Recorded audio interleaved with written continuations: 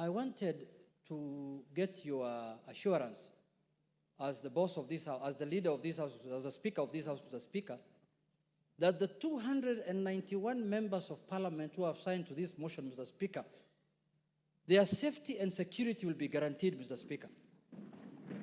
Because the motion does not end at the tabling, at the notice of motion today. It will go through a process. It will be formally again moved. Members will debate, and members will vote on it.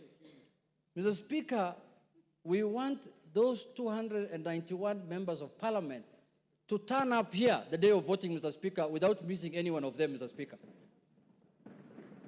Mr. Speaker, we have just passed the new Inspector General of Police the other day here, Mr. Kanja. Not really. He must take responsibility as the Inspector General of Police, Mr. Speaker, to guarantee the safety, as the Inspector General of the country, Mr. Speaker, to guarantee the safety and the security of the 291 members. Mr. Speaker, you know this thing. What we are doing is not a small thing, Mr. Speaker. When Trump was being removed, was being impeached in the United States, Mr. Speaker, you know what he attempted to do. And what can happen here, you know, Mr. Speaker.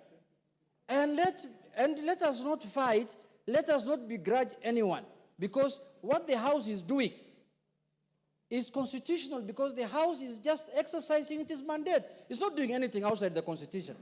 There is nothing unconstitutional that's happening in this House, Mr. Speaker. You can impeach a cabinet secretary, you can impeach a deputy president, you can impeach the president if you wish so. So, Mr. Speaker, this is an exercise that is given to us by the Constitution. So, Mr. Speaker, you've made your point. I have made my point, but I conclude by saying this, Mr. Speaker, that, Mr. Speaker,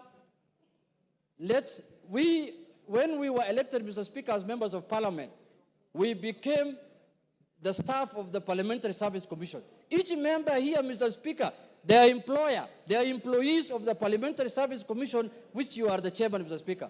So, Mr. Speaker, I have spoken on behalf of the members because when they were signing, that is what they told me, Mr. Speaker, as the minority leader.